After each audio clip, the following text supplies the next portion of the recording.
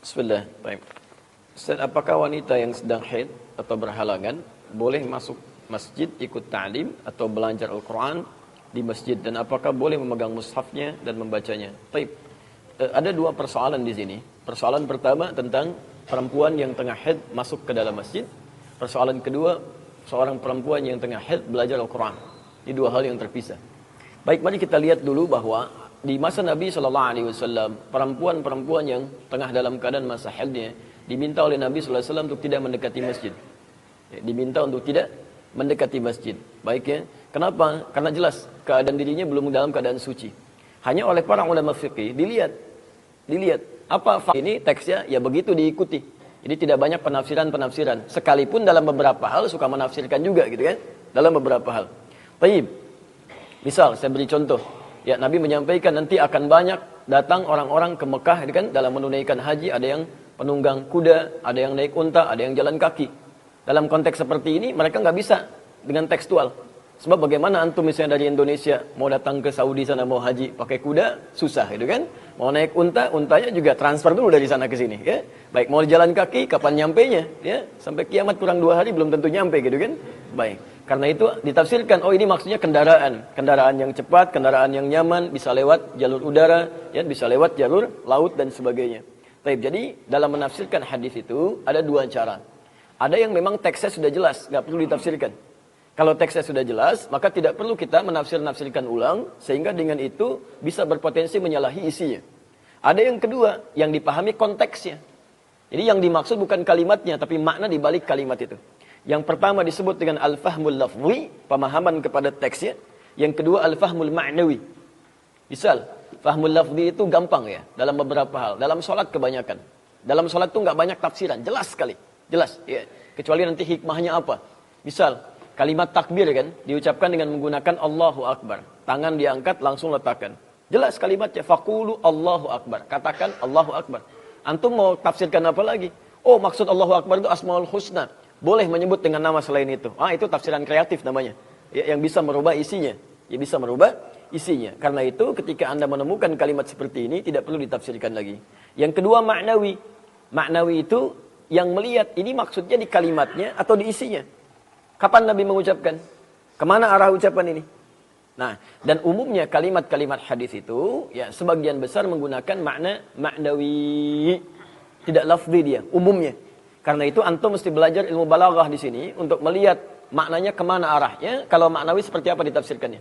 Nah, sekarang saya beri contoh dulu yang maknawi sebelum masuk ke makna yang tadi, pertanyaan tadi.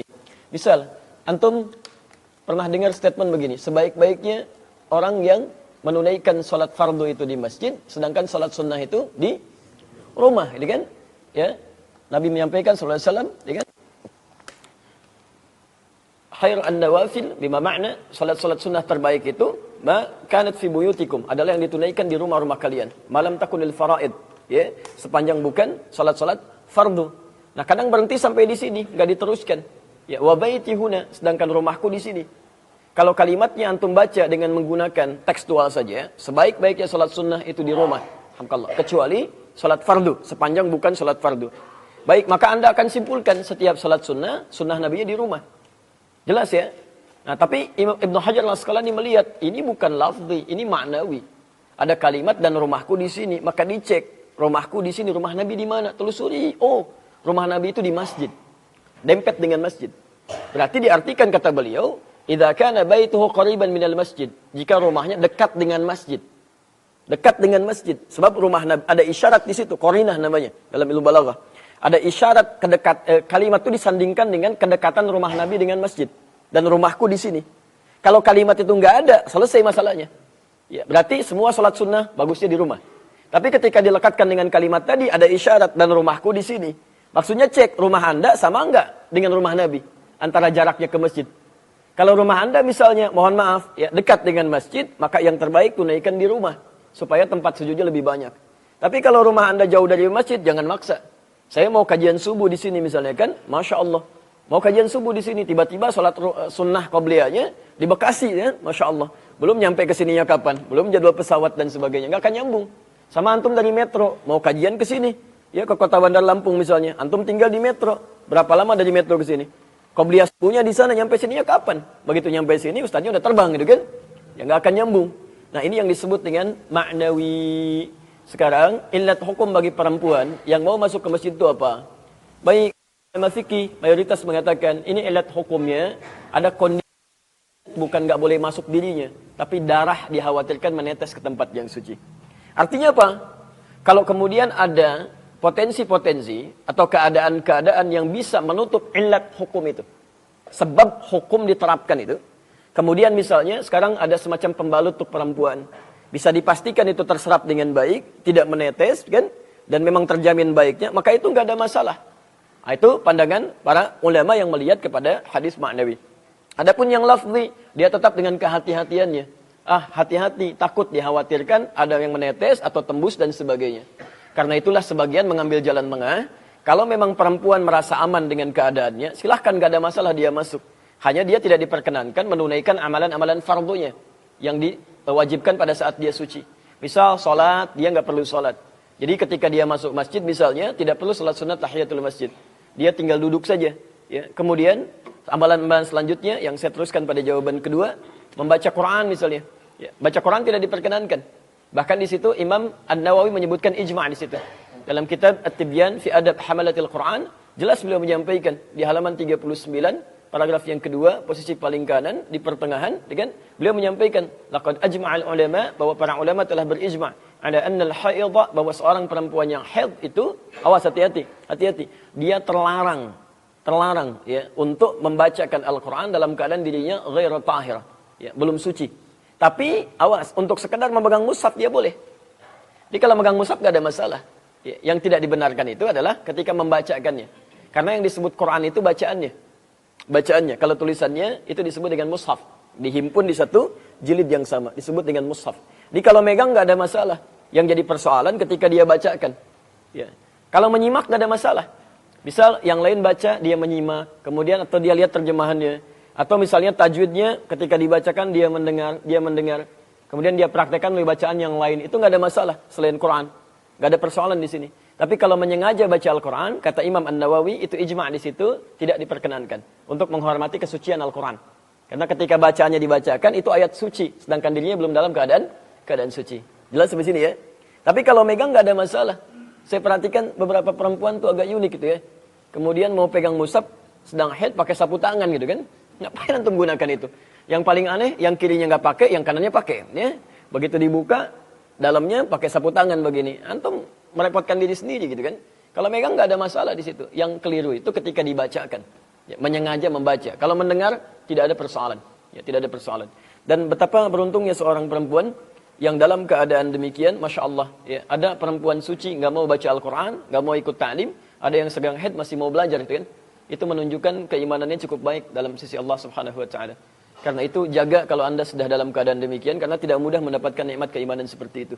Ya. Yang kedua, saya ingin sarankan agar setiap perempuan itu dalam keadaan sucinya, dia memperbanyak amalan. Ya, karena ada hadis khusus yang terkait dengan ini di Al-Bukhari yang menyampaikan idza maridal 'abdu aw safar kutiba lahu mithla ma kana 'alaihi muqiman sahihan. Jika seseorang sedang dalam keadaan udhur, bahkan sakit atau dalam perjalanan safarnya tidak bisa menunaikan amalan rutinnya, maka pahalanya tetap diberikan secara sempurna. Ini rumus umum. Jadi kalau ada seseorang misalnya antum rajin ke masjid nih, kan pahalanya banyak tuh. Banyak sekali. Yang kalau sering ngaji di Riyadhus Shalihin itu, ya di bab pertama hadis nomor 10, posisi paling kiri sebelah bawah di riwayat Abu Hurairah. Banyak pahalanya. Ya, idza salatu rajuli fil jama'ati, ya salat seseorang yang ditunaikan berjamaah di masjid, tazidu ada salati fi baiti wa suqi. Itu lebih utama dibandingkan dengan salat yang dia tunaikan di rumahnya atau di tempat niaganya. Jadi kalau Anda salat misalnya di rumah, sementara itu dekat masjid, di rumahnya berjamaah, ada anak perempuan minta diimami misalnya, bapaknya pilih di rumah, dia nggak ke masjid. Itu ruginya luar biasa. Luar biasa. Sebab orang baru mau ke masjid aja, itu pahalanya sudah mengalahkan yang berjamaah di rumah. Anda sholat di rumah berjamaah, nggak ke masjid, itu kalah sama orang yang baru mau ke masjid. Baru mau tuh, belum nyampe masjid. Baru mau ke masjid. Bid'an wa ishrina darajah. 23 derajat lebih. 23 lebih. Satu derajatnya jangan main-main. Masjidnya aja 25 derajat. Satu kedua 500 tahun. Dua ketiga 500 tahun. Itu belum berangkat. Kemudian kalau Anda bisa wudu dulu di rumah, dzalika anna ahadahum, yang demikian itu kalau satu di antara mereka idza tawaddaa fa ahsanal wudu, bisa berwudu dulu di rumahnya sebelum dia berangkat ke masjid misalnya, ya. Kemudian dia menyempurnakan wudunya. Thumma atal masjid, kemudian dia berangkat ke masjid, maka tambah lagi pahalanya. Jadi kalau antum bisa kerjakan wudunya jangan di masjid, tempat Anda mau berangkat. Walaupun tidak salah kalau wudu di masjid, enggak apa-apa, enggak ada masalah. Tapi kalau bisa dari rumah atau tempat Anda beraktivitas seperti di kantor mau ke masjid, itu plus. Wa khutta bi kulli khutwatin yurfa'u biha darajat. Setiap Anda melangkah yang pertama diangkat derajatnya. Langkah selanjutnya yumha biha sayyi'at, dihapuskan kesalahan-kesalahan kecilnya. Itu belum nyampe masjid. Belum nyampe. Makanya tidak sedikit orang ketika mau berangkat pada tempat kebaikan, meninggal di tengah jalan, diampuni dosanya oleh Allah Subhanahu wa taala. Ada, bahkan pernah orang bunuh 100 orang. Ya, pernah bermaksiat banyak, mabuk-mabukan, pernah berzina. Dia mau berubah. Dia mau ikut ta'lim pada tempat seorang syekh di masjid. Karena di Timur Tengah itu tempat ta'lim enggak ada, jarang yang di rumah-rumah, sangat jarang. Umumnya di masjid. Begitu dia mau berangkat, ya, kemudian dia bertobat kepada Allah, ya, di jalan dia berangkat, di pertengahan dia meninggal. Ya, belum nyampe ke sana sampai turun ayat di sini mengisahkan di zaman Nabi Muhammad sallallahu alaihi wasallam. Ya, dakhalal jannah, masuk surga dia. Ya, Quran surah ke-4 An-Nisa ayat 100, posisi paling kiri sebelah bawah. Wa may yakhruj min baitihi muhajiran ila Allah wa rasuli thumma yudrikul maut faqad waqa'a ajruhu 'ala Allah. Dan siapa, Masya Allah, yang dia berusaha untuk berubah karena Allah dan Rasulnya, dia baru keluar berangkat, belum sampai ke tujuan. Maut datang lebih cepat dari apa yang dia duga. Kemudian dia wafat misalnya.